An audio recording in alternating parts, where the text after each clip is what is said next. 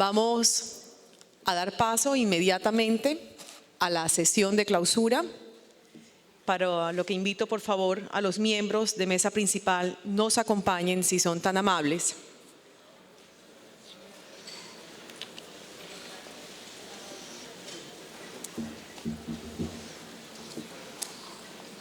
Recuerden que pueden estar con nosotros a través del hashtag Congreso ZF Andy.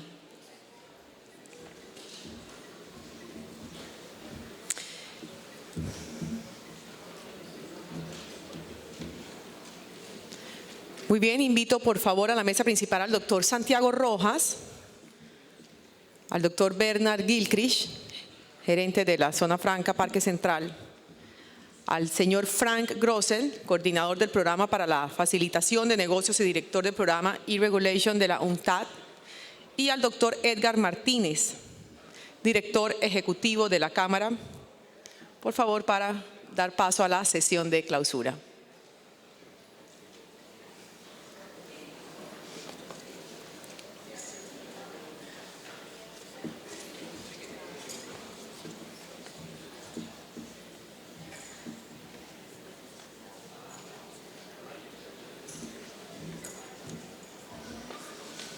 Una vez finalice la intervención del doctor Rojas, daremos paso a la intervención del señor Frank Grossel.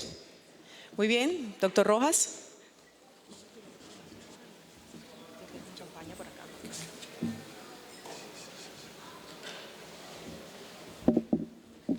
Bienvenido. Bueno, muy buenas tardes. En primer lugar, pues, muchísimas gracias a la Cámara por la invitación a la clausura de este evento.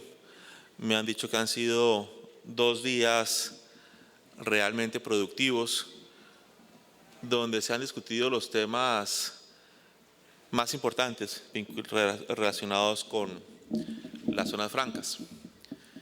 También me contaron que la ministra de Comercio me ha puesto mucho trabajo para las próximas semanas, así que espero poder compartir con ustedes algunas de las ideas que tenemos para afrontar esos retos que nos pone el Gobierno Nacional para poder responder adecuadamente a las zonas francas del país. A mí me correspondió venir acá hace un año, recién posesionado en la DIAN, y creo que la situación con las zonas francas era más compleja. Habían ciertos conceptos de la entidad, ciertos pronunciamientos, ciertas actuaciones en las cuales en ese entonces el objetivo central era empezar como a fortalecer la confianza entre la DIAN y las zonas francas. Y yo creo y me atrevo a decir que después de este año hemos dado avances importantes en ese sentido. Y tal vez lo primero que hay que reconocer es que en la DIAN estábamos en mora de empezar a hacer unos grandes cambios para adecuarnos a la nueva realidad mundial, porque el mundo ha cambiado y a veces las entidades o las instituciones nos quedamos apegadas a unas tradiciones de décadas, a una normatividad muchas veces anticuada, y parte de ese proceso que hemos adelantado muy de la mano con el sector productivo es entender cómo la DIAN puede realmente apoyar y contribuir a la competitividad del país. Y ese ha sido un esfuerzo que viene de tiempo atrás. Ya por fin comenzamos a ver en los reportes de los foros internacionales mejorías en la competitividad por parte del país, pero reconocemos que todavía tenemos que avanzar en muchos frentes, incluyendo el frente que le toca a la DIAN, o los frentes que le toca a la DIAN, como el tema tributario y el tema aduanero. En esta tarde podré referirme un poco al tema aduanero y en especial al de las zonas francas. ¿Cuáles son los aspectos importantes para resaltar? Primero, que si se quiere lograr un cambio de chip y un cambio estructural, se tiene que saber a dónde hay que ir, a dónde hay que llegar.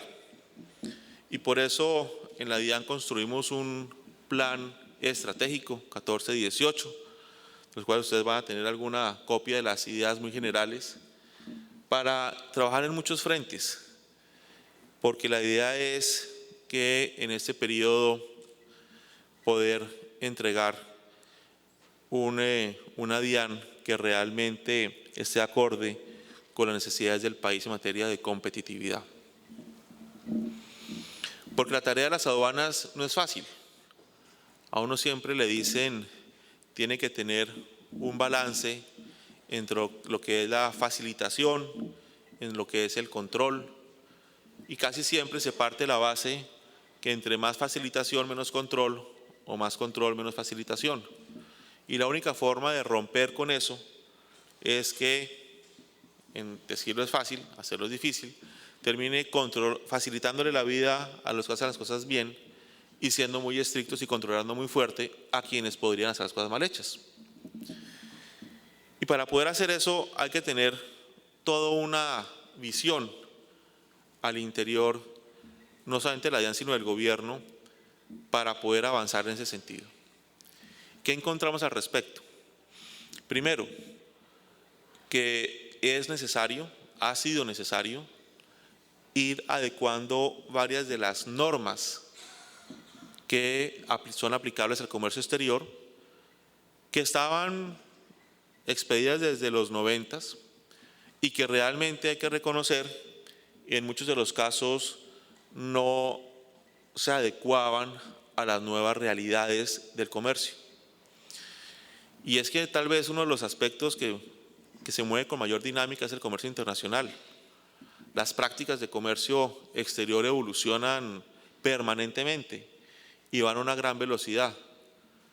Y pretender regularlas o manejarlas con unas normas de hace casi 20 años, pues es bastante complejo, tanto para el sector público como para el sector privado. Y por eso el gobierno ya hace algunos meses y años se ha enmarcado en ajustar esas normas. ¿Qué encontramos? Primero, que esa visión normativa basada en temas meramente formales y documentales tiene que cambiarse. Ustedes que viven en el mundo del comercio internacional han vivido o inclusive han padecido lo que es esos controles rígidos por temas documentales. Y cuando uno encontraba, y tal vez ahí que me acompaña la doctora Claudia Gaviria en este esfuerzo, tal vez lo primero de las primeras charlas que tuvimos fue ella la que me abrió los ojos. Me dijo, mire, en materia de control aduanero, el 76% de las aprehensiones vienen siendo por temas de errores en descripciones mínimas, errores formales. Y la primera pregunta que uno se hace en ese momento obvia es, ¿será que de esa manera es como se está combatiendo ese comercio ilegal? O más bien, no es lo que sucede, es que le estamos entendiendo la razón al sector privado que dice, oiga, nosotros que presentamos la mercancía, la presentamos a la aduana, salimos, y es a nosotros que por algún error en descripción mínima, en un serial, nos terminamos auditados, nos aprenden la mercancía y una serie de dificultades enormes cada vez. Javier Díaz de Analdex me dijo, oiga, es que es increíble que uno en el sector privado usted hace un pedido afuera, le llega la importación, pidió una docena de X producto, le llegan 13, que eso sucede en el mundo de los negocios, va a la DIAN y dice, me llegó una unidad adicional, aprehensión. Y entendiendo ese problema de fondo, de un control meramente documental, formalista, que en últimas era la gran responsabilidad de la aduana de tiempo atrás, había que romperlo. Y afortunadamente el presidente Santos entendió la problemática y conjuntamente con el Ministerio de Comercio, Hacienda y la DIAN decidió darle un vuelco a eso. Y ustedes ya conocen que desde junio de este año se entró en vigencia el decreto 993, que básicamente lo que dice es no más aprehensiones por temas formales. Cualquier aprehensión que se va a hacer tiene que hacer un análisis integral para mirar realmente si los documentos soportes dicen que tal producto era X, pero en la declaración aparece un producto Y en la marca o en el cereal o algo así, pues ese análisis integral permite entender que el importador no está haciendo contrabando y tiene una sanción administrativa mínima en ese aspecto.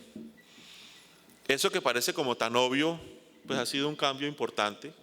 Estamos asimilando ese cambio en la DIAN los funcionarios y lo que espera uno es que de ahora en adelante esa molestadera al sector privado por errores formales pues no sea la regla y más bien que quien cometa algún error administrativo pague una sanción administrativa pero no tenga unas dificultades serias en el comercio.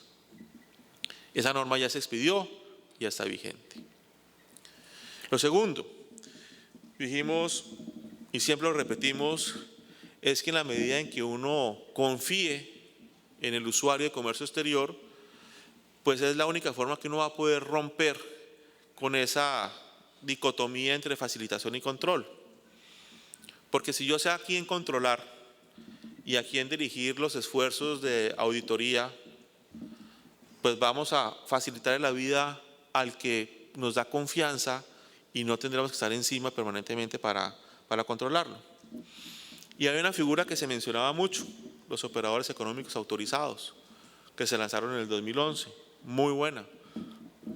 No me canso de repetir que eso fue gracias al trabajo que hizo el doctor Hernando José en las negociaciones del TLC con Estados Unidos. Y la figura estaba allí, pero en la práctica no se estaba utilizando. ¿Por qué? Por una sencilla razón. Nos estábamos demorando más de 2 años, casi 3 años, en aprobar una OEA. Que tenía una explicación de fondo y era que Colombia dio un paso fundamental, único en el mundo, en que dijo los operadores económicos autorizados no van a ser meramente por cuestiones aduaneras, sino que van a tener confianza también desde el punto de vista de antinarcóticos y los que tengan que ver con el ICA y el INVIMA también. Entonces la calificación de 4 entidades para hacer OEA pues era realmente importante, pero ponía unas dificultades grandes en el proceso. Hasta el hecho que al final el OEA tenía que ser autorizado por el ministro de Hacienda. Entonces eso ya era también administrativamente un problema. Y reconociendo esa realidad, nos impusimos en el gobierno la tarea de modificar el decreto de los OEAs y hacerlo mucho más acorde con las realidades de los negocios. Y ya se acaba de expedir el decreto que relanza la figura de los OEAs, que contiene unos cambios fundamentales en el sentido que ya no se necesitan obligatoriamente la aprobación de las 4 entidades, puede ser aduana y antinarcóticos, por ejemplo. Se habla de posibilidad de muchos más actores para que sean tenidos en cuenta como OEAs. Y eso ha permitido que en apenas 2 meses hayamos pasado pues, de 4 que eran muy poquitos, hasta unos poquitos, pues ya son 13. Y ya tenemos 20 en línea para una próxima tanda y así lo vamos a ampliar. ¿Qué va a significar esto? Que quien sea operador económico autorizado, claramente pues va a tener unos beneficios importantes de mayor confianza y que nos va a poder hacer todas las operaciones de manera muy tranquila frente a la DIAN, muy expedita, muy rápida, no le vamos a poner problemas. Y que además a nivel internacional va a tener unas ventajas. Cuando me reuní con el encargado de la figura en Estados Unidos, me decía, queremos que haya un número adecuado, un número importante de OEAs en el país para firmar el acuerdo de reconocimiento mutuo, para que el OEA colombiano sea tratado como un operador económico autorizado o la figura similar en Estados Unidos y pase también la aduana en Estados Unidos sin problema. Ayer me reuní con el agregado francés y están dispuestos a hacer lo mismo con nosotros. Entonces eso nos va a poder generar un instrumento en el cual quienes sean OEAs van a tener un tratamiento especial basado en la confianza que le tenemos. Pero entendemos que no todo el mundo va a querer ser OEA, aunque discutíamos en el almuerzo con el doctor Edgar Orlando y me decía, mire, ya ese decreto ya permite que también las zonas francas se quieran meter en la figura del OEA. Y yo le decía, mire, fabuloso, porque es que al final si uno tiene una cadena, porque estamos hablando de una operación de comercio exterior, no involucra únicamente al importador, involucra al puerto o al aeropuerto, involucra a la agencia de aduanas, se involucra a la agente de carga, al transportador, a la zona franca en algunos casos. Y yo sí digo, si hay una operación de comercio exterior en donde participa un importador que nos da confianza, una agencia de aduanas que se caracteriza por querer hacer las cosas bien hechas, una empresa transportadora seria, y van a una zona franca que nos genera la confianza de que es una franca que tiene un operador responsable y que hace su tarea bien, pues eso no nos deja otro camino que decir, hagan sus operaciones tranquilos, que si bien vamos a tener alguna vigilancia como corresponde, vamos a confiar y a creer en que esa operación se está haciendo bien hecha. En cambio, al que comience nos genere dudas por parte del importador o que esté acompañado por una agencia de aduanas, esas que uno sabe que hacen las cosas ahí como regular, ahí vamos a tener más control. Porque cuando tiene también un número reducido de funcionarios y capacidad, pues es imposible auditar todas las operaciones de comercio exterior que se hacen, pues en ningún país del mundo lo hacen. Sí hay que dirigir los esfuerzos a aquellos que nos generan más desconfianza. Entonces esa segunda norma también ya se expidió y ya está en funcionamiento, y ahora lo que tenemos que hacer es una tarea muy de la mano con ustedes para entender el contenido de la norma y buscar la forma en que cada vez más quienes se merecen, porque no es automático, tienen que pasar un examen riguroso, quienes se merecen ser OEAs van a poder recibir esa categoría para que en sus operaciones normales de comercio tengan el apoyo permanente de la DIAN y otras entidades y no la molestia de tenerlas encima permanentemente. En tercer lugar, sabíamos que en materia de instrumentos de promoción había un tema filosófico en donde se decía, es claro que cuando la DIAN asumió esa responsabilidad, la asumió dentro del marco de la visión de la DIAN, que es una visión más de control y asegurarse del cumplimiento de las normas. Y entonces el manejo de esos instrumentos de zonas francas, de Plan Vallejo, de comercializadoras, le correspondía, era mejor como venía antes, al Ministerio de Comercio administrarlos, con el control aduanero por parte obviamente de la DIAN. Y esa fue una tarea que se hizo de discusión sobre las normas correspondientes y como ustedes muy bien lo saben, también ya se expidió ese decreto y estamos en el proceso de traspaso de las funciones de la DIAN al Ministerio, donde se ha querido hacer de una manera muy responsable. En la DIAN le vamos a dar al Ministerio los sistemas informáticos que hemos desarrollado, capacitación a la gente, entrega al detalle de cada uno de los expedientes, porque eso es lo que corresponde hacer. Y ese proceso debe terminar, como lo dice la norma, a finales de este año. Y ahí pues vamos a dar un paso también importante en la administración de los instrumentos de promoción al comercio exterior.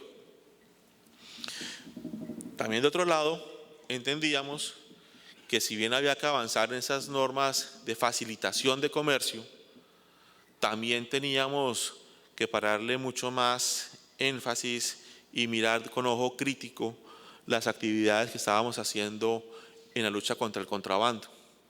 Porque el contrabando, ustedes lo saben muy bien, es uno de los grandes problemas del país. Y con la normatividad que teníamos, realmente a veces era una lucha infructuosa. Tuvimos una serie de debates interesantes, importantes en el Congreso de la República y también este año se expidió la ley anticontrabando, que ustedes saben bien la controversia que ha generado, lo cual me satisface porque eso quiere decir que está dándole en algunos aspectos en el clavo en la lucha contra ese flagelo. Pero esos son normas puntuales y quedaba lo grande, el estatuto aduanero. Y ahí vimos que si bien teníamos unas normas aduaneras importantes en el país, sí, se nos han quedado cortas frente a la nueva realidad mundial. Y comenzamos a retomar el tema del estatuto, que ya lleva 4 o 5 años en discusión, y vimos que era necesario e importante revisarlo de primera mano con el sector productivo. La idea no es ni ha sido sacar un estatuto aduanero con una visión netamente desde el gobierno para cosas que nos han ocurrido, sino adecuarlo a la nueva realidad de los negocios. Y comenzamos unas meses de trabajo, de concertación. Creo que son muchos precedentes, con muchísimas horas de trabajo, que ha permitido que hoy en día, diría yo que más del 90% del estatuto está concertado con el sector privado. Y cuando el sector privado quiero decir que se sentaron en las mesas el Consejo Gremial ampliado y éramos el equipo de la DIAN muy comprometido en el tema, pero también eran alrededor de unos 50 o más interlocutores del sector privado, de todos los gremios y del Instituto de Derecho Tributario y Aduanero, que hacían sus aportes y los discutimos muy de frente. Y al final, ¿qué encontraba uno? Que de golpe ambos teníamos el mismo interés, pero la visión de golpe de la DIAN no era entendida por el sector privado, o lo que quería el sector privado era malentendido por la DIAN. Entonces había unas posiciones distintas, pero cuando se entendían las razones detrás, permitía construir una norma que satisfacía los intereses de ambas partes. Ese proceso va muy adelantado. Hemos tenido nuestros sube y bajas, pero gracias al liderazgo de Claudia Gaviria en el tema sustancial y ahora de Leonardo en la parte sancionatoria, hemos logrado tener ya un proyecto casi ya en su parte final. ¿Qué nos falta ahí? Nos falta tal vez una sesión en la parte sancionatoria, lo que nos va a permitir que a mediados de este mes, en nuestro plan, podamos publicar ya en la página que corresponde de la DIAN el proyecto de estatuto aduanero, pues para, como obliga la ley, a recibir los últimos comentarios, de manera que se pueda expedir este año. Pero ahí tenemos un problema, y es que a raíz de la discusión que se comenzó acerca de las zonas francas, el Plan Vallejo y las comercializadoras, lo que hemos acordado en el estatuto todavía no incluye lo relativo a estas 3 figuras. Así que cuando ustedes vean colgado el estatuto, el proyecto de estatuto aduanero, se van a encontrar la no grata sorpresa de que ahí el régimen de zonas francas, de comercializadoras y de Plan Vallejo no se está modificando. Pero eso tiene una explicación que no es compleja.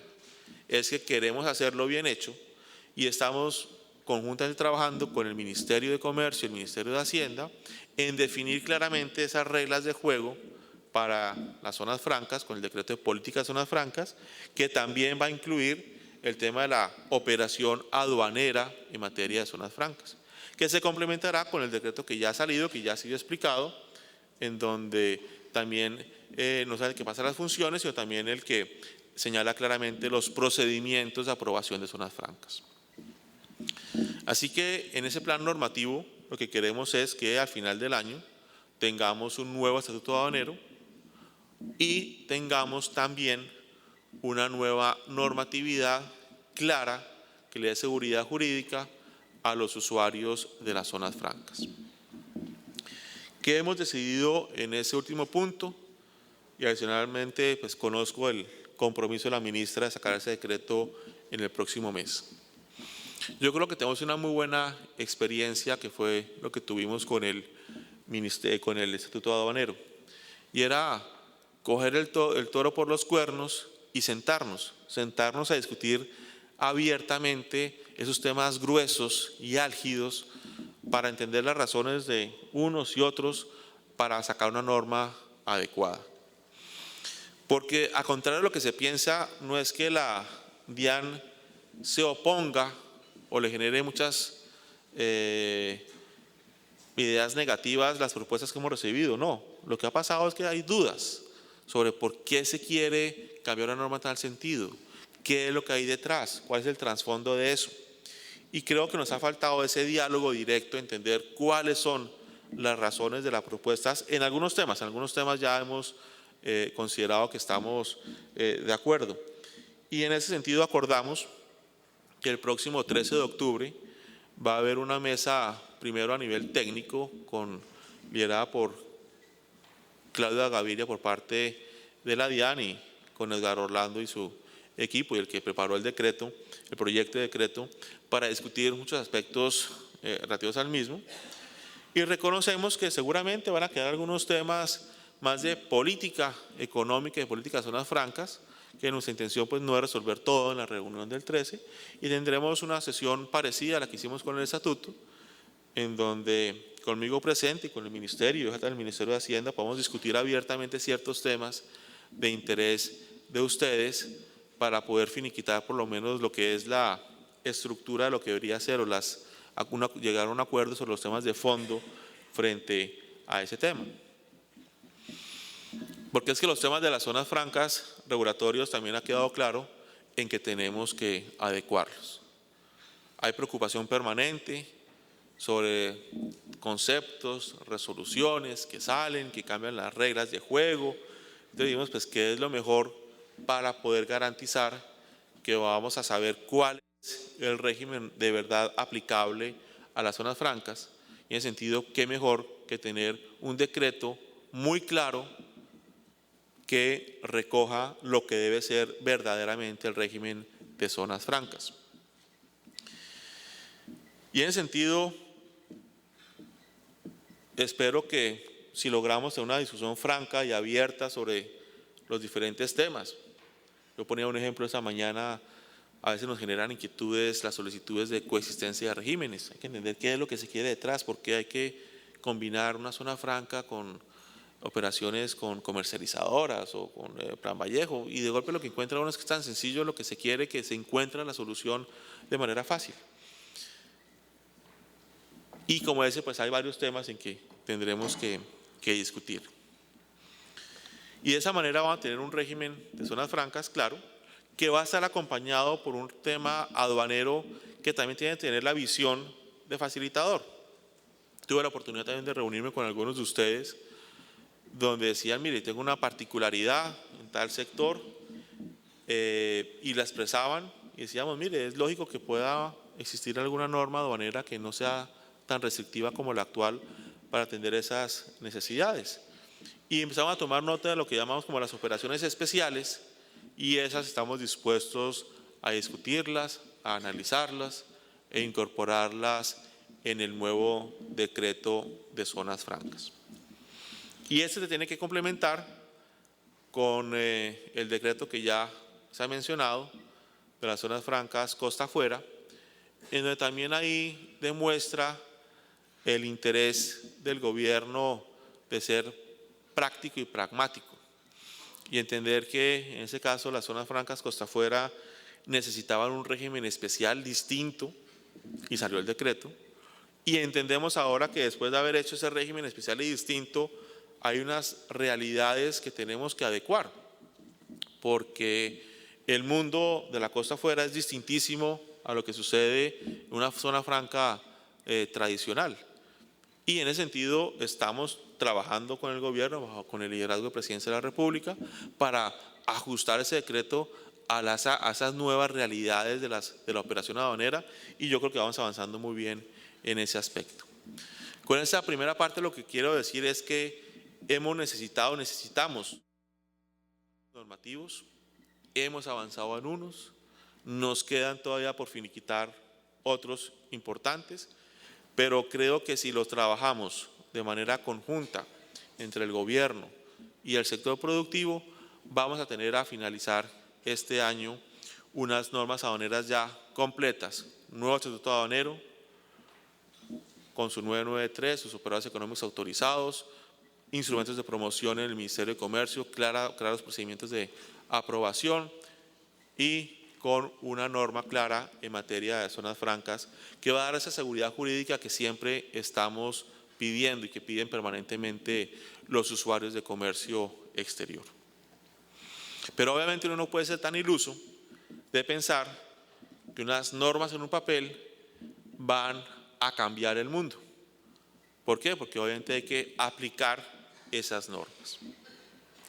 Y ahí tengo que hacer un gran reconocimiento a los funcionarios de la DIAN porque de verdad que han trabajado en poder incorporar esas nuevas realidades a lo que es el mundo del comercio exterior y han estado dispuestos a dar ese paso importante como lo que llamamos internamente ese cambio de chip. Pero cuando tengamos las nuevas normas sí que tendremos que trabajar en eso. Y en ese sentido, revisar los procedimientos, los procesos, la forma de actuar va a ser fundamental. Y ahí hay un tema muy particular con las zonas francas. Somos absolutamente conscientes que hoy en día la forma de control, la forma de auditoría de las zonas francas está muy poco reglada. Entonces tenemos una combinación nefasta. Unas normas jurídicas no muy claras, con unos conceptos que de golpe cambian las reglas de juego, sin una unificación a nivel nacional de lo que se debe hacer. Y entonces, ¿qué pasa? Y me da culpa.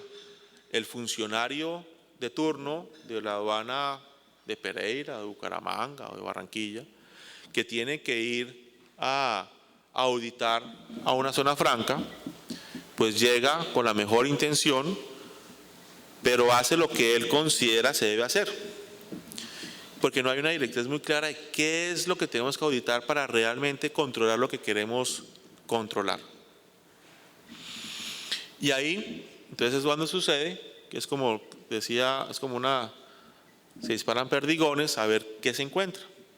Y entonces yo creo que ahí sí tenemos que hacer un reconocimiento de que nos ha faltado tal vez tener es como un protocolo o un manual de auditoría y de control en las zonas francas. Porque además en teoría uno debería decir, tal vez el control de las operaciones de comercio internacional en zonas francas es el mundo ideal para una administración aduanera. ¿Por qué? Un grupo de empresas encerradas con un usuario operador que tiene la responsabilidad de controlar, que ha hecho inversiones inmensas en controles, cámaras, sistemas informáticos modernos y adecuados, con sistemas de gestión de riesgos interno. Pues ese es el mejor de los mundos para cualquier autoridad aduanera. Y en cambio de eso, lo que estábamos era teniendo casi que una desconfianza en el usuario operador y en la DIAN, y eso realmente es dificultando el tema.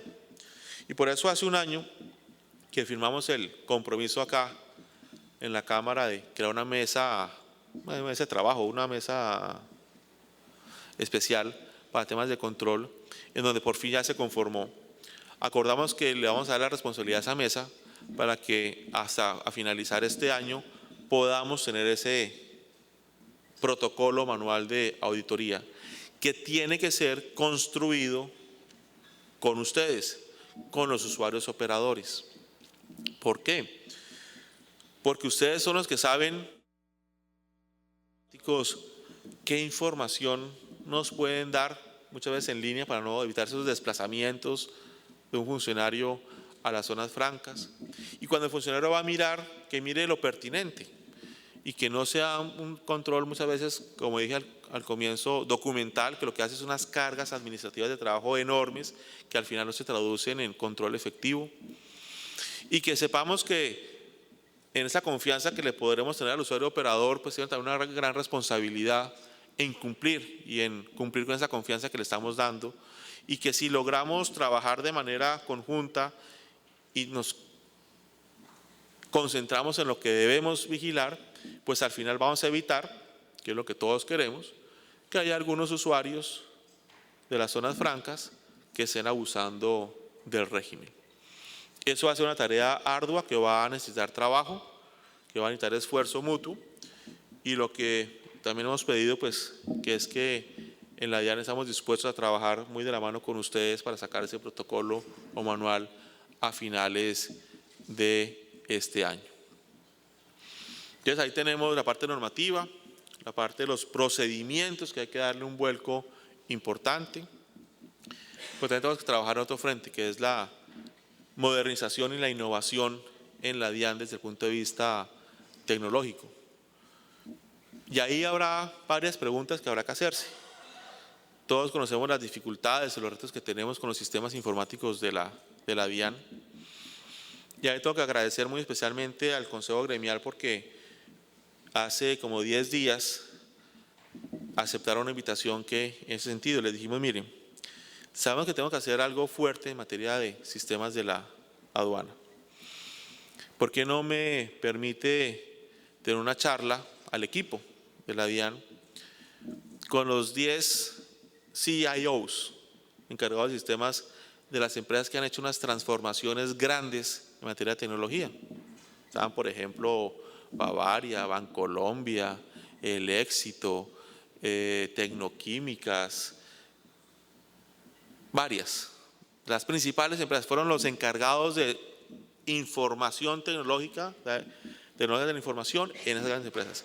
Y conocieron la problemática de la DIAN y nos han dado unas luces bien importantes de cómo acometer esos retos que tenemos, en donde de golpe lo que pensaba la DIAN de tener un gran sistema, lo que llamaban como yo no sabía eso, que se llamaba el Big Bang, que es trabajen en un sistema informático, apaguen uno y prenda el otro. Yo mire, eso es lo más riesgoso que pueda haber. Cojan procesos críticos y vayan acomodándolos. Y eso como que nos ha aliviado la carga de decir, bueno, vamos a ir entonces no queriendo hacer la transformación total del sistema para que en 4 años crucemos los dedos a ver si apagamos el sistema y funciona el otro, sino vamos acometiendo por los procesos críticos. Y ahí iremos trabajando en ese tema informático. Porque hoy en día no hay que desconocer que la tecnología de la información pues es todo. Uno pretender que a través de un auditor, por la mejor intención que tenga, pueda encontrar alguna irregularidad más complejo a lo que es el cruce de información. Y la DIAN sí que tiene información. Y uno cruza información y ahí nos va a dar donde puede haber elementos de riesgo para controlar. Y en el tema de zonas francas, si logramos un buen trabajo de manera conjunta con los usuarios operadores, pues estamos en el mejor de los mundos para lograr facilitarle de verdad la vida a aquellos usuarios que están haciendo las cosas bien hechas y dedicarnos a controlar fuertemente a aquellos que nos generan pues inquietudes sobre su actuar. Eso pues tiene que estar enmarcado en un proceso de capacitación de los funcionarios, de un mejoramiento del sistema de la gestión humana. Tenemos problemas en la carrera administrativa de la DIAN que estamos empezando a solucionar, son temas complejos.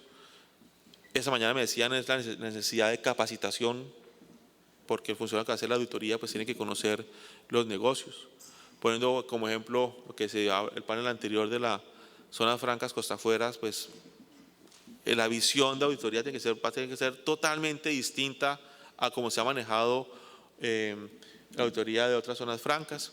Y ahí pues tenemos que tener un gran trabajo con ustedes para conocer también lo que son los negocios normales. Me contaban ayer que había una preocupación por el tema en joyería. Entonces dijimos, bueno, sentemos a mirar cómo es ese tema del negocio, en donde de golpe sí, lo normal es que cualquier mercancía en el mundo del comercio exterior tiene que estar transportada por un transportador autorizado, pero de golpe en tema de joyas es distinto. ¿Cómo abrimos ese espacio sin pasar al otro extremo de que haya lavado de activos por cambiazo en joyas? Listo, sentémonos a discutir a fondo el tema y busquemos esa realidad, la realidad del mundo con lo que tenemos que hacer, controlando para que tampoco se nos abran pues espacios frente a actividades ilegales. Luego, como pueden ver, los retos son enormes. Quiero en esas oportunidades reiterarles la voluntad de la DIAN de trabajar con ustedes para entender las problemáticas, para avanzar y solucionarlas, y pues para que ya dentro de poco tiempo tengamos pues unas normas mucho más claras, con seguridad jurídica, con procedimientos que les den confianza a ustedes, con procedimientos que nos den confianza a nosotros sobre las actividades en las zonas francas, porque esa es la única manera en que podemos avanzar de manera significativa en apoyar la competitividad en el país. Muchas gracias.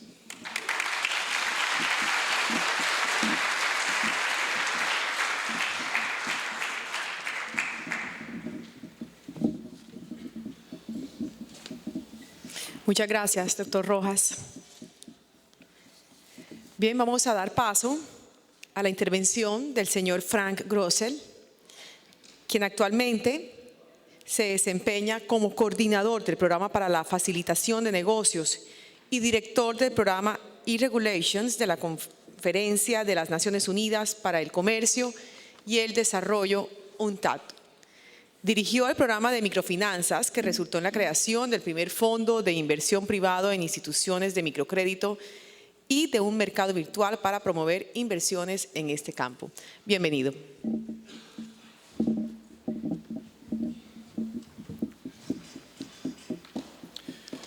Muchas gracias. Muy buenas tardes. Las palabras del señor Araujo ilustran excelentemente el cambio radical que está conociendo la administración pública en el mundo, su esfuerzo para reinventar su papel y por fin responder a su vocación primordial de servicio al público.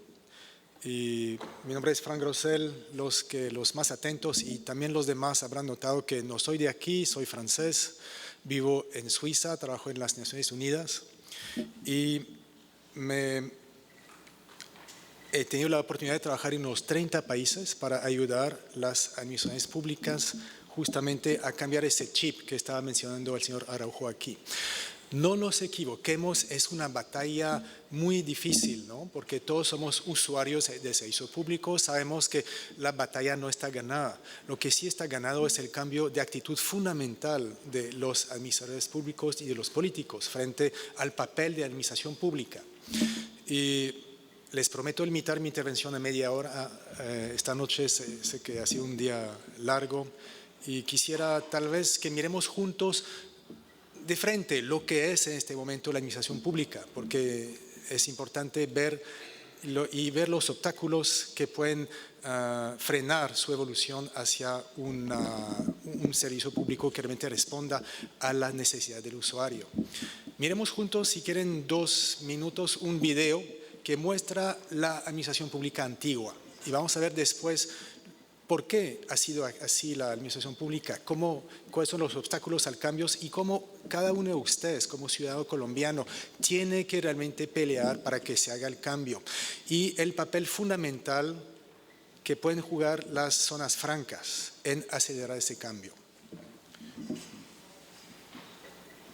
Es una película española y van a ver que el problema de la administración pública no es de los países que llamamos a veces en desarrollo, pero que es de todo el mundo. Es un video, voy a necesitar el sonido.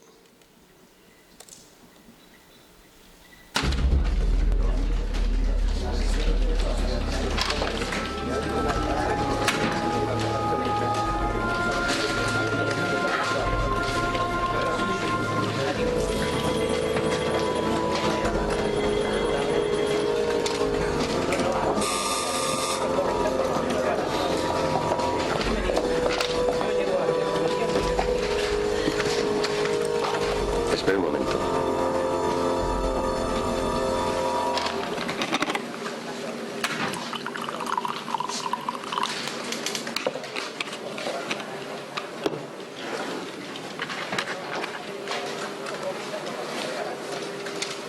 Quería darme de alta en autónomos.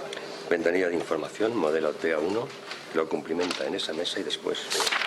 Lo he traído relleno.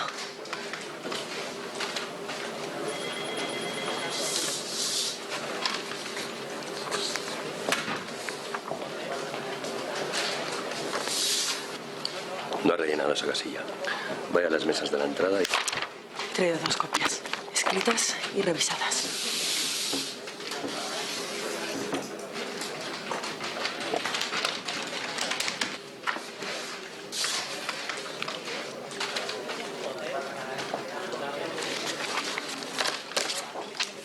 Le falta el impreso de Hacienda.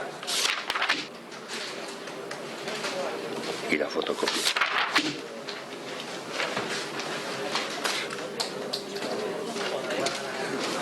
Muy bien, Rubita.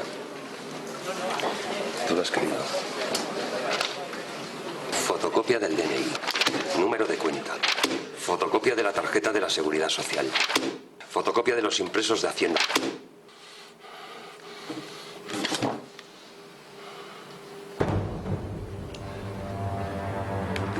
Doble fotocopia del modelo 036, numerado y grapado.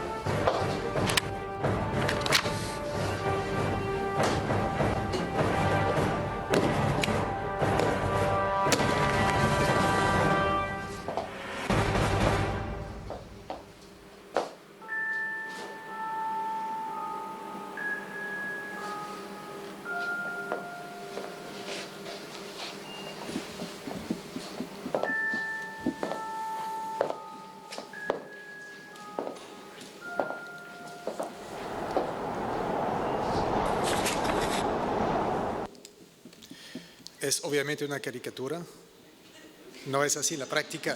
Lo que ilustra bien esa película es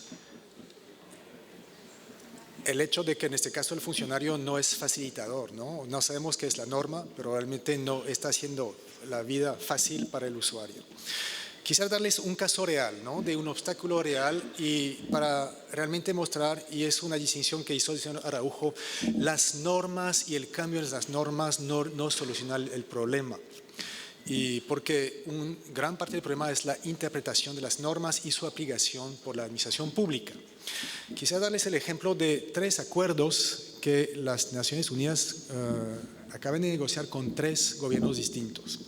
El primero es este. No hace falta que vean el texto, pero que vean solamente la forma, cómo se ve, ¿no? Es un acuerdo de 3 páginas por $1,5 millones con los Estados Unidos. Fácil, la carta se lee, no es muy complicado de entender y negociamos el plan de acción del proyecto durante más o menos un mes y esto nos llevó como una semana a llegar a un acuerdo, ¿no?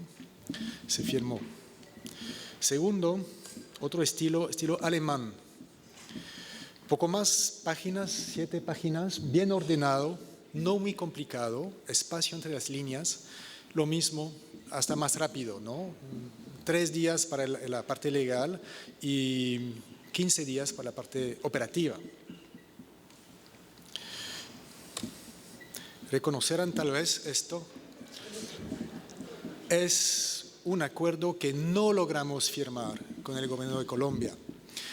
Después de 6 meses de arduas negociaciones, no en la parte operativa, porque eso sí se había solucionado en 5 minutos entre yo y la persona contraparte en Colombia, era para la implementación de un sistema informático de un valor de mercado de $400,000 que hubiese costado a Colombia unos 60,000. Entonces, y el acuerdo operativo se hizo en muy poco tiempo, conozco muy bien la contraparte, pero negociamos ese acuerdo durante 6 meses. Cuando mi departamento legal vio llegar un documento escrito en esta forma, sin espacio, obviamente, y les creo como una reacción negativa, y además no llegamos a subsanar los problemas de tipo aparentemente legal que había para que las Naciones Unidas pudieran firmar un acuerdo de claro beneficio para el país con una entidad nacional. Es interesante, ¿no? Porque como la ley nacional, que en una democracia emana de la voluntad popular y obviamente para el bien de todos, cómo la ley nacional puede ser contraria a un acuerdo de claro beneficio para el país. Si la ley está en contra o impide que algo bueno se haga, hay que tal vez cambiar la ley. Y si no es la ley que es contraria a un proyecto de interés obvio, tal vez es la interpretación de la ley y la práctica administrativa que no permitió que se firmara ese acuerdo. Es una pregunta que estoy haciendo, ¿no? Y es un tema importante y en el proceso de cambio que se ha iniciado aquí y que está en curso en muchos países del mundo, es muy importante ver que la normativa, las normas, el texto de ley no es lo único que hay que cambiar. Hay que cambiarlo porque usualmente no se entiende. En muchos países está escrito en una forma que la gente no puede entender. Y hay una creencia falsa de que una ley tiene que ser complicada. Hay una creencia falsa de que tiene que ser larga, de que tiene que escribirse de esta manera, ¿no? ¿Por qué se escribe así? Eso lo escribían así los notarios del siglo XVIII para evitar que se pusieran menciones nuevas en los espacios, pero no tiene más sentido ahora que hay computadoras. Obviamente nadie va a ir a agregar algo, es imposible, ¿no? Entonces, no solamente la forma, sino el estilo, la manera de escribir. Una ley obviamente tiene que ser entendida para ser cumplida. Si no se entiende la ley, no se puede cumplir. Va a ser uno de los retos más importantes que va a tener el señor Araujo en su reforma, ¿no? Es buscar personas que ayuden a escribir leyes de una manera clara. Si no se entienden ni por los que tienen que cumplirla, ni por los que tienen que aplicarla, obviamente va a ser un fracaso. Hay muchos países donde las leyes son tan complicadas que más de la mitad de la población trabaja en el sector informal. O sea, que no se registra porque no entiende cómo hay que hacer, ¿no? Obviamente no se puede descartar la idea de que algunos no quieren porque quieren invadir impuestos, pero en la realidad muchos no saben cómo hacerlo. O sea que la complejidad de las normas, de las leyes, sin hablar de su aplicación, es un factor muy importante y de bloqueo, de freno del desarrollo económico y social y obviamente de tensiones en la sociedad. Quisiera enseñarles algo para ilustrar este tema.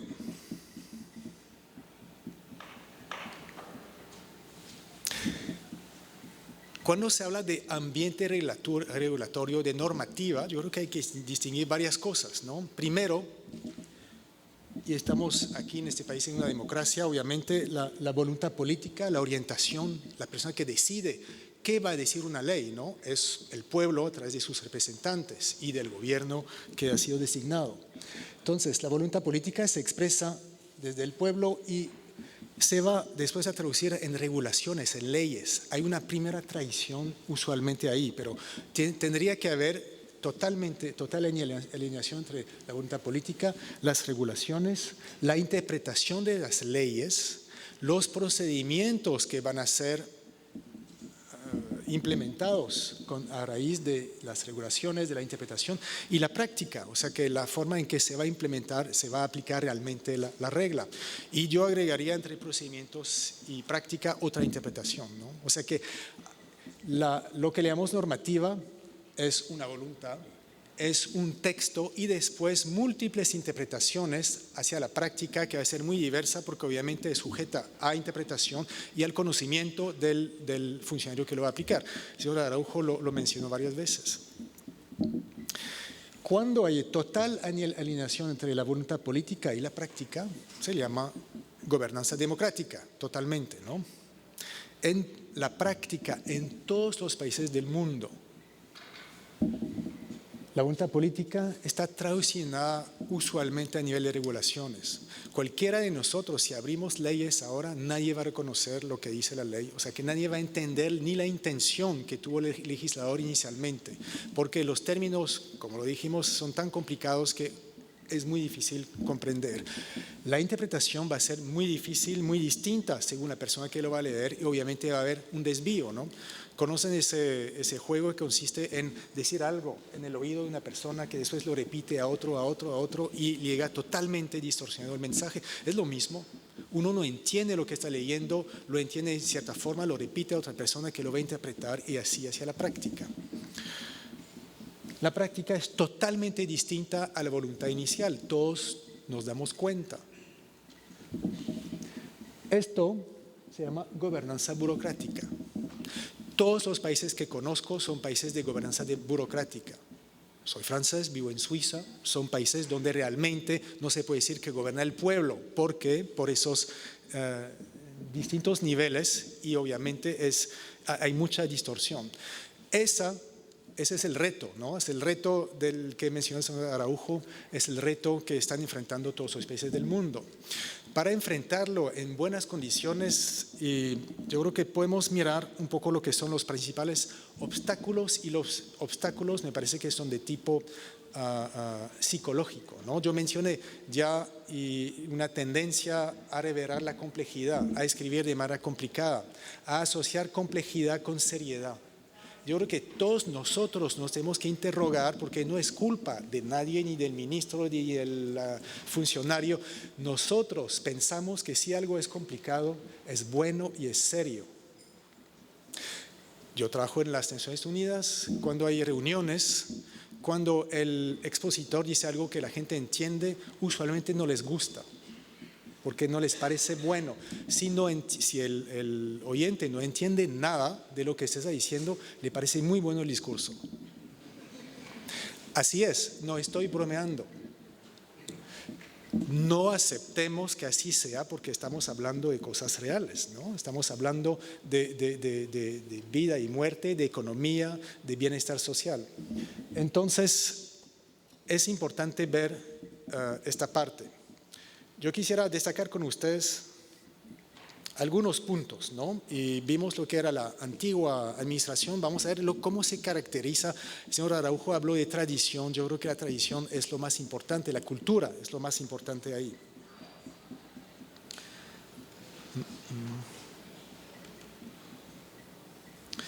No.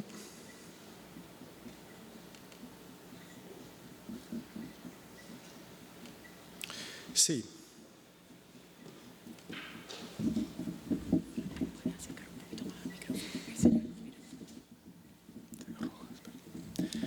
Me acaban de decir, y lo siento mucho, que el señor que llame Araujo durante 20 minutos se llama Santiago Rojas. Señor Rojas, mil disculpas. Le estaba alabando a usted y ni se daba cuenta. No resta nada de lo que dije, ¿no? Y la admiración que tengo por lo que está tratando de hacer. Es importante darse cuenta que los trámites administrativos son necesarios. Hay regulaciones, obviamente se tienen que traducir en cosas concretas, ¿no? Son necesarios los trámites administrativos, pero no es necesario que sean complicados. Es muy importante acordarse de esto. Es lo que dije, ¿no? Pensamos que tienen que ser complicados. El funcionario público piensa que tiene que ser complicado. El usuario mismo piensa que está decepcionado si realmente no le cuesta un poco, ¿no? Si no hay sufrimiento, está decepcionado. No es cierto.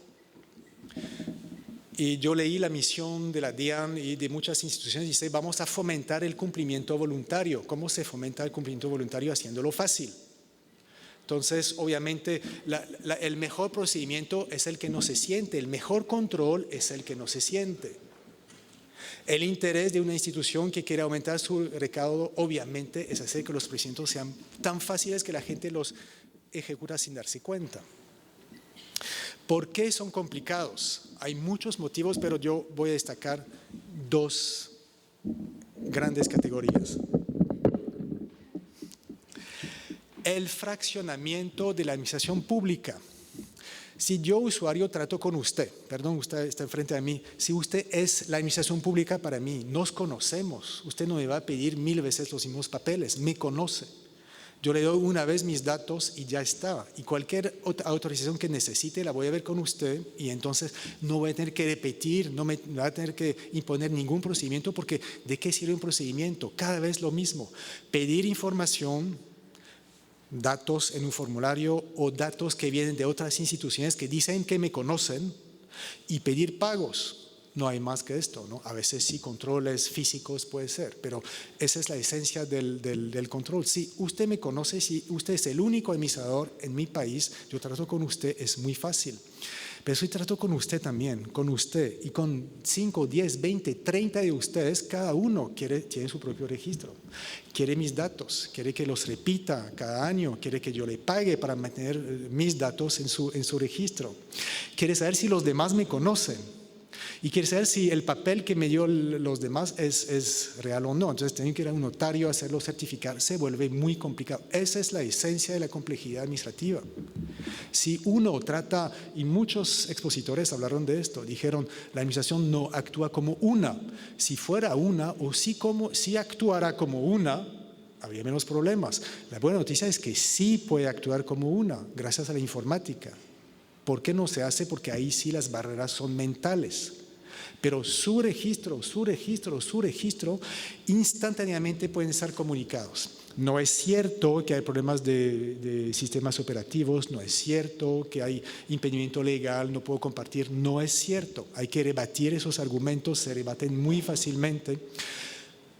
Hay barreras psicológicas en ese momento, pero sí, la administración pública puede ahora actuar como una gracias a la informática. Primer obstáculo. Segundo obstáculo, la cultura administrativa y más allá, la cultura nuestra, ¿no? Porque no solamente administrativa. Control más que facilitación. Yo creo que es una herencia del tiempo que la administración ejecutaba las órdenes del rey, no se imponía. Ahora cuando se pasó a la democracia cambió. La administración pública está al servicio del público, pero tampoco ha integrado mucho de esos principios. O sea que hay algo en el cerebro reptiliano todavía que queda de esta historia, ¿no? Control más que facilitación, también porque no se entendía tanto que facilitar es controlar también. Y forma más que fondo. Yo creo que en el país de ustedes, que quiero mucho, que conozco desde hace 30 años, realmente, y en América Latina en general, este problema existe más que en otros continentes. Se valora usualmente mucho la forma al detrimento del fondo. Vimos el documento, hay muy pocos países del mundo donde todavía un contrato internacional se escribe como se está escribiendo este. Y hay tanta insistencia sobre aspectos formales. Por ejemplo, nos pidieron, y en ese mismo contrato, los estatutos de la ONU, la autorización del secretario general, o sea que unas cosas que son de conocimiento común, público, ¿no? De que uno puede averiguar. Los americanos no piden esto, saben exactamente que sí, están trabajando con el mismo público, pero ahí sí, notarizado, una prueba de que no teníamos deuda fiscal en Colombia. O sea que un montón de cosas que no sirven realmente, que tal vez no pide la ley, pero que el funcionario piensa que debe pedir, y no es por maldad, no es porque piensa que debe pedir, y los órganos de control piensan lo mismo. En todos los países donde vamos, obviamente la reacción de función público al principio es no podemos porque la ley lo impide. Abrimos la ley juntos, es un excelente ejercicio, abrir leyes en 30 países, y es la misma más o menos en todas partes, heredada de Francia, mucho en América Latina. Y cuando uno lee la ley no ve nada. En el registro de comercio de un país de Centroamérica le decíamos, pero ¿por qué piden una escritura pública para un comerciante individual que se quiere registrar? El registrador decía, la ley lo pide, la ley con L mayúscula, ¿no? ¿Pero qué ley? El registro el Código de Comercio. Abramos. Miremos qué artículo, no había nada. Cada vez que hacemos esa averiguación, en el 99.5% de los casos, la ley no dice nada o no dice lo que la persona piensa que dice. O sea que es importante leer la ley, ¿no? Entonces, los problemas, fraccionamiento de la administración pública, cultura administrativa, control más que facilitación, forma más que fondo. ¿Qué es simplificar? Es un tema importante, ¿no? Porque para ser pragmático, oí del señor Rojas el término pragmático, obviamente es la mejor forma de avanzar. La mejor forma de avanzar, de simplificar, es ponerse desde el punto de vista del usuario y qué es lo que le toca al usuario es contactos con funcionarios y documentos que él tiene que entregar. Simplificar es reducir la cantidad de interacciones, de pasos, y reducir la cantidad o la complejidad de los documentos. Si hago esto, si hay un contacto y un dato solamente, no puede ser más sencillo que esto, ¿no? Si además está en línea y que lo puedo hacer a distancia, mejor todavía. Entonces, simplificar, y lo hemos oído mucho en el discurso del señor Rojas, es hacer fácil para el usuario el cumplimiento de las obligaciones legales. Pero me dio enorme gusto oírlo porque no se oye tanto. O sea que es ya una revolución mental. Parece obvio, ¿no?, que ese es el papel de la administración pública, pero no se está formulando todavía en muchos países de esta forma. Tienen la suerte en ese país de que sí hay una toma de conciencia y esfuerzos que se estén dando para hacerlo. Se necesita que ustedes les tomen, ¿cómo se dice?, al pie de la letra y que los digan sí. Entonces, si es realmente lo que quieren hacer, hagámoslo juntos. Haga fácil para nosotros el cumplimiento de las obligaciones legales. Ayuden a la Dirección de Aduanas y a las demás instituciones diciendo, eso es fácil, eso no es fácil. ¿Cómo simplificar? ¿Cómo hacerlo fácil? Pasos mínimos, la menor cantidad de pasos posibles. Requisitos mínimos, ¿no? Hay unos principios que no voy a detallar ahora y les prometí que sería al máximo 30 minutos, creo que estoy casi llegando a esto, para resumir lo que les dije. Y hay un movimiento muy revolucionario, radical, que es como el reconocimiento del papel fundamental de la administración pública, ¿no? Pagada por el público, al servicio del público, para el interés común. Es importante guardarlo en mente, obviamente, y acompañar ese movimiento.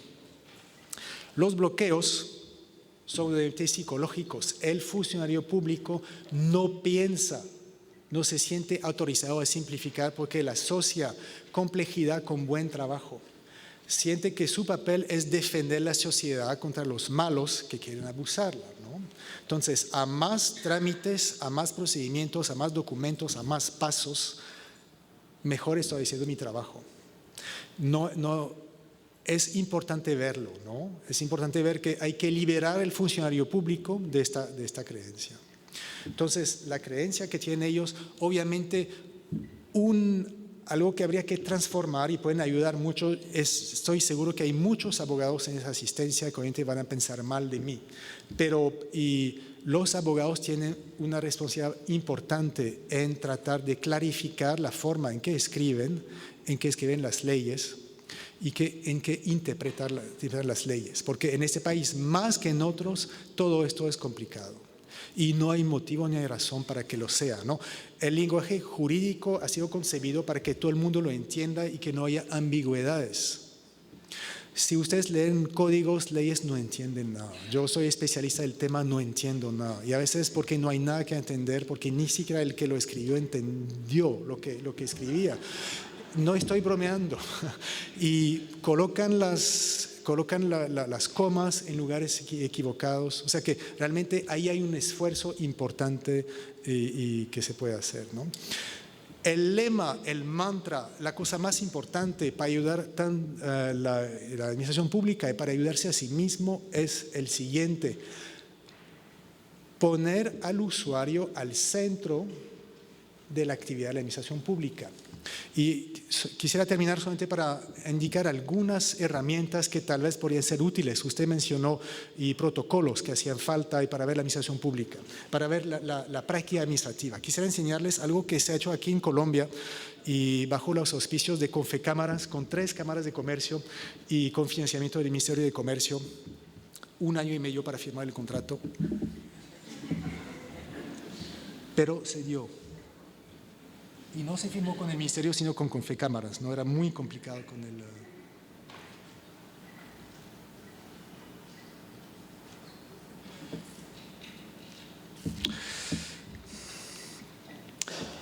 Es un portal... ¿Dónde está? Sí. Es un portal muy sencillo, se llama colombia.eregulations.org. no muestra la normativa, muestra la práctica administrativa, describe paso a paso de manera muy visual, como un video del procedimiento, lo que son algunos procedimientos que quisieron poner en línea. Ese portal, ustedes pueden ir a verlo, ¿no? Se llama colombia.eregulations.org y da acceso a procedimientos en Barranquilla, Bogotá, Manizales. Y ahí yo abrí el de Barranquilla. Ahí son los trámites que se documentaron, bueno, trámites más frecuentes, trámites con construcción, obligaciones tributarias, afiliación de seguro social. Les quiero enseñar solamente cómo se está documentando aquí. Yo abrí uno que se llama licencia de construcción obra nueva, porque obviamente hay muchas distintas, ¿no? Aquí están todos los procedimientos. No se puede decir licencia de construcción, hay que decidir si es obra nueva, en qué curaduría, porque va a cambiar, obviamente no es lo mismo, y si es renovación, si es extensión. Entonces hay que documentar realmente con mucho rigor la práctica. Y efectivamente se presenta así. Si ustedes cliquean, ven a la izquierda la cantidad de pasos. Son 19 pasos, 19 interacciones entre el usuario y un funcionario público. Cuando empezamos ese trabajo con la Cámara de Comercio de Barranquilla, dijeron, está bajo control, lo acabamos de simplificar y son 6 pasos, 19, cuando uno va realmente. Porque ir a hacer una fotocopia es un paso, ir a certificarlo es otro paso, ir a buscar la factura es un tercer paso, ir a pagar, y todo esto son oportunidades para malos encuentros y realmente tiempo perdido. Entonces, y hay que documentar paso a paso. Entonces, brevemente, aquí todos los pasos a la izquierda y a la derecha un resumen del procedimiento que me va a llevar, voy a tener que ir a 9 lugares distintos. A este voy a tener que ir 12 veces, a este 3, al banco una vez y a otro banco 2 veces. Todo esto para ese documento que está aquí, ¿no? Que pueden ver, bueno, yo no sé si estoy en línea. Y los documentos necesarios son 27. Hay 27 pedazos de papel que van a tener que mostrar. Y ¿cuánto cuesta aquí? Les dice cuánto cuesta exactamente, cuánto tiempo, entre 37 y 137 días.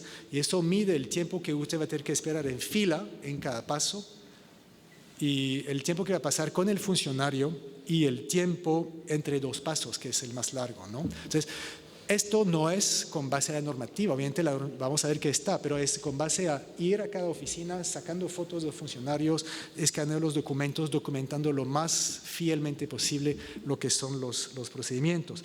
Y aquí todas las leyes y todos los artículos precisos que amparan, que justifican este procedimiento. Ese es el resumen. Si ustedes cliquean en un paso, no sé cuál, yo cliqué en uno, pero pueden ver todo esto en línea.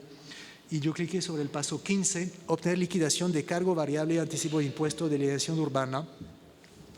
Y está a cargo Ana Molina en la asesoría técnica, en la Correa Urbana 1, que me va a dar esos 2 documentos y que le tengo que dar un número de erradicación, cuánto tiempo dura, espera en fila entre 5 y 10 minutos, qué norma justifica, decreto 1469, artículos 10, 116, 117.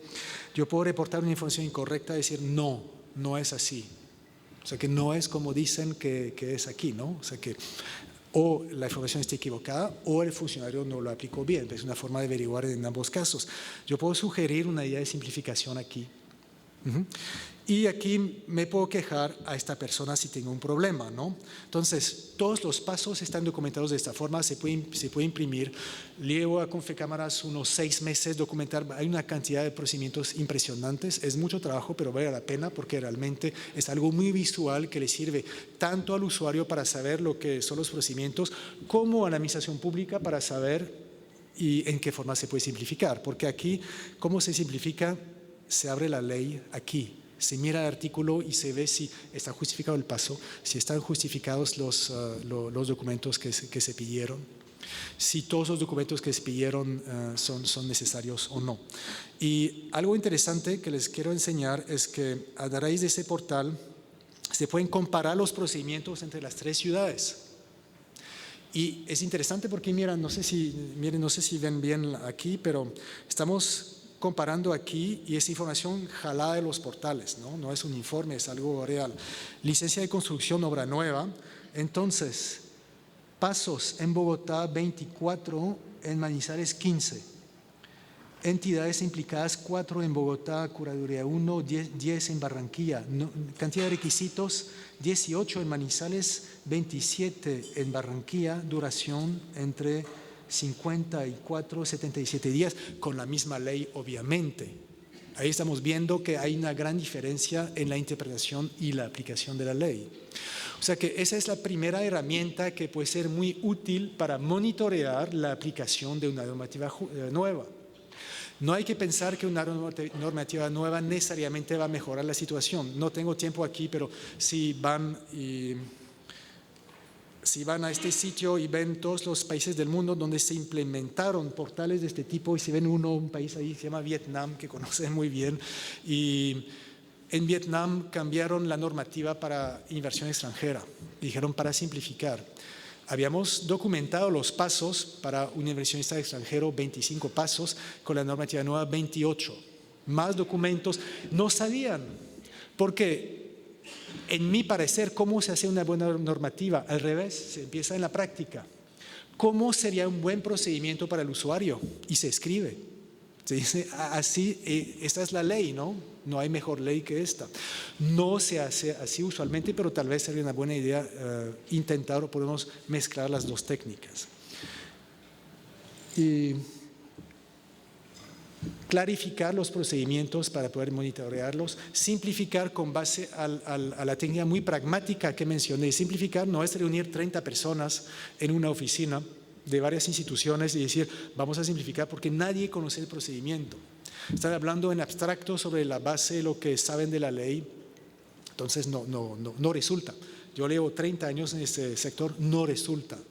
Lo que sí resulta es documentar la realidad, conocer bien la ley que ampara el procedimiento, abrirla, y la divina sorpresa que tenemos cada vez es que la ley es más sencilla que la práctica. Entonces se puede simplificar mucho la práctica con base a la ley, y después, si realmente hay bloqueos, sobre la base de un buen conocimiento del procedimiento, ahí sí se puede reformar la ley. No resisto a la tentación de decirles que en los países que están aquí, en donde todos trabajé, ¿cómo se escribe una ley? Se pide a una persona como yo que lo haga. Entonces, ¿y cómo lo hace una persona como yo? Copia de un país a otro. Sí, dice, ¿cuáles son las mejores prácticas? Nadie sabe, pero entonces dice, bueno, busca en internet y encuentra que en España, que en tal lugar, se hizo una ley y copy-paste.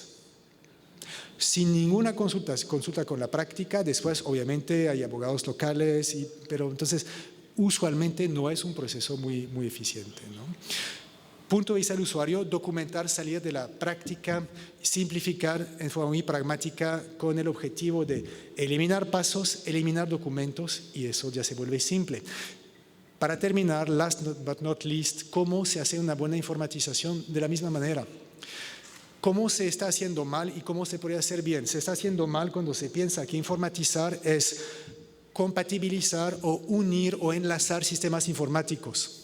No funciona, porque eso y amplifica la complejidad. Buena informatización es decir, ¿cómo quisiera, si yo fuera usuario, que fuera la pantalla que voy a ver? La primera, y la segunda y la tercera. Y con base a ese dibujo de lo que es ideal para el usuario, después se construye, se enlazan las bases de datos de las instituciones, ¿no? El mantra que acabo de mencionar, el punto de vista del usuario, poner al usuario al centro de la administración pública, funciona en todo. En clarificar el procedimiento, se documenta desde su punto de vista y no desde el punto de vista de las múltiples administraciones involucradas, se simplifica desde su punto de vista y se automatiza desde su punto de vista. Y no les tomo más tiempo, les agradezco mucho su atención.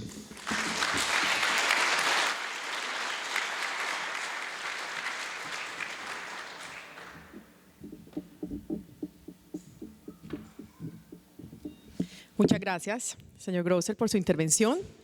Quiero dar paso al señor Bernard Gilchrist, presidente de la Junta Directiva de la Cámara de Usuarios de Zonas Francas.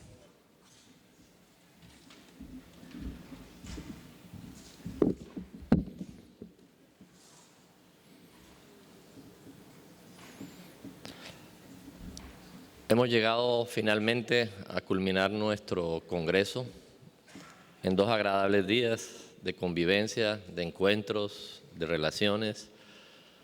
de aprender en áreas de conocimiento, de avanzar en áreas regulatorias y de identificar algunas necesidades complementarias. En el área de conocimientos, por ejemplo, me queda claro que tenemos que identificar negocios que nos permitan insertarnos en las llamadas cadenas globales de valor a nivel mundial. También queda muy en claro que debemos trabajar en identificar la competitividad de nuestras regiones y que en un trabajo que vamos a adelantar con ProColombia específicamente, podamos promover las inversiones a nivel internacional, identificando la competitividad de cada una de nuestras regiones y mostrarnos de acuerdo a las ventajas de cada una de ellas.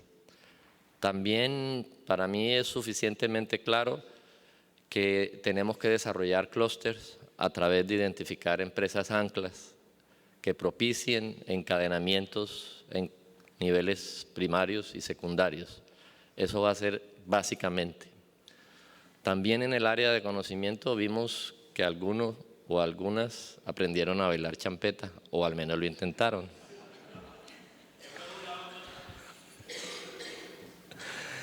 En el tema regulatorio, ayer y hoy, ayer con la ministra, abrimos un espacio importante de trabajo conjunto, de analizar los temas que más nos preocupan, de darle salida, no solo en el marco de la política, sino en temas de desarrollo de algunas otras actividades. Ella se comprometió en términos de tiempo con muchos de estos aspectos y hasta nos estableció una agenda para ir a México a finales de noviembre. Con la DIAN, en el día de hoy, con su director y su equipo de trabajo, muchas gracias, doctor Santiago, analizamos los puntos que más nos preocupan en la parte regulatoria del procedimiento. Revivimos una mesa de trabajo que se había acordado el año anterior en el congreso que nos antecedió y que nos va a servir de una mesa de trabajo conjunto, no solo para analizar y ponernos de acuerdo en las regulaciones, sino en la construcción de algunos elementos que, como él lo explicaba en su presentación, me refiero a los protocolos, nos van a ayudar a aclarar muchos de los procedimientos que tenemos y muchas de las relaciones en el proceso de fiscalización que la DIAN tiene con nuestras zonas francas. En el tema de servicios complementarios, hemos avanzado mucho con el crédito para financiar proyectos a través de operaciones de operadores y de usuarios en zonas francas. Es un tema que vamos a puntualizar mucho más concretamente en las próximas semanas, especialmente en el crédito con Bancoldex como banca de primer piso o de primer nivel. El tema de ProColombia, ProColombia es un aliado excelente desde antes y lo sigue haciendo ahora y lo sigue ratificando. Y ese programa que tenemos, en el cual María Claudia Laforí tiene vital empeño de promoción de las zonas francas a nivel internacional, es fundamental. En los temas de energías y servicios públicos tenemos pocos avances, pero tenemos el convencimiento de que tenemos que seguir adelante y la ministra pues ayer nos dio algunos espacios para esos temas. De tal manera que yo creo que estos 2 días han sido bastante importantes para nosotros, especialmente porque ratificamos nuestro compromiso con las metas del gobierno para incrementar las exportaciones en Colombia. Ya lo hemos dicho, lo hemos repetido, nos estamos comprometiendo a generar hasta 2.500 millones de dólares de nuevas exportaciones para el año 2018. Este evento pues ha sido posible gracias a la participación, la organización que Edgar y su equipo de trabajo ha hecho en cuanto a la infraestructura, la agenda académica, la parte social. Edgar, muchas gracias. Has hecho un buen trabajo. Yo creo que le podemos dar un aplauso.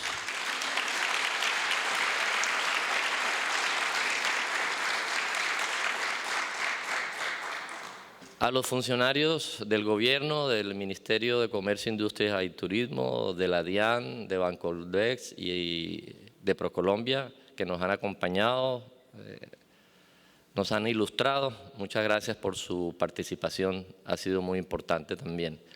Los gerentes de zonas francas que han estado aquí, gracias por su apoyo. Esperamos que sigan en esta causa en que estamos todos comprometidos.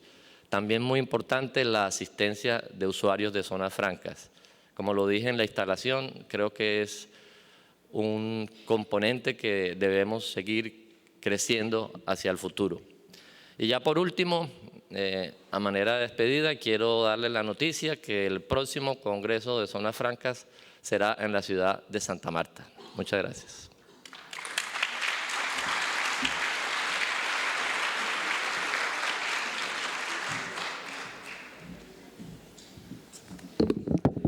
Muchas gracias, señor Gilchrist, señor Rojas, señor Martínez, señor Grosser, por su compañía en esta sesión de clausura. A ustedes, muchísimas gracias en nombre de la Cámara de Usuarios de Zonas Francas de la ANDI. Les agradecemos su asistencia a este congreso y esperamos que nos acompañen en una próxima versión. De esta manera damos entonces por clausurado el 9º Congreso de Zonas Francas. Esperamos que haya sido de su total agrado y nos vemos en una próxima oportunidad. Que tengan una feliz tarde.